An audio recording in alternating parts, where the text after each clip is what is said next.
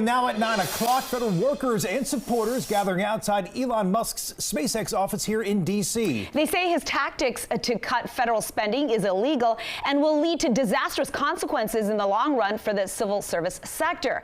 D.C. News Now's Ben Dennis was at the latest rally. Yeah, so Ben, there's of course a lot of fear and frustration for these workers.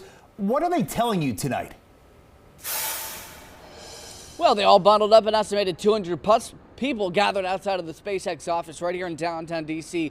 Earlier tonight, they are protesting in full force, saying that they're also concerned about these sweeping firings, as they're calling them in most cases in many departments. And they're worried about longtime employees of the federal workforce also caught up in the crossfire.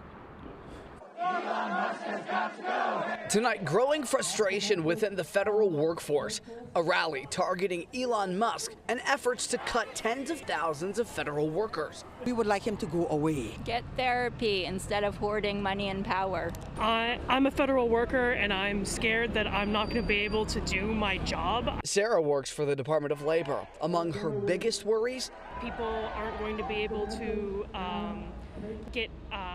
hold their workplaces accountable if they're not going to be able to protect themselves. We're not going to be able to enforce things like child labor laws. Among the many fired, employees in a probationary period with 2 years or less on the job.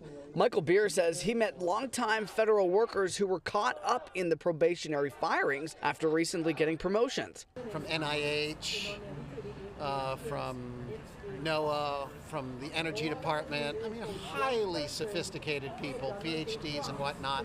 And they're just getting fired. And they're getting fired and it says you have poor performance. DC's rally among several promoted to be held across the U.S. today. The National Capital Region is home to about 20% of the 2.4 million members of the civilian federal workforce. And that's excluding military personnel and postal workers. Event organizer and federal employee Paul Asadebe hopes unions are strengthened and more protests are needed. Public servants are losing the ability to do their jobs and to protect the American public, and we know that that is not what the American people want. They need to get their butts into the street. We need 10 million people.